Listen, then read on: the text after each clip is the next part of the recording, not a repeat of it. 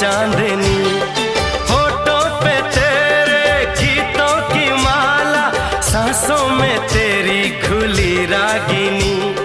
Band बजाऊंगा, झूम के गाऊंगा, ब्याह तेरा होगा, बारात सजेगी। सजनी सजन होंगे, लोग मगन होंगे, मेरी दुआओं से वो रात सजेगी।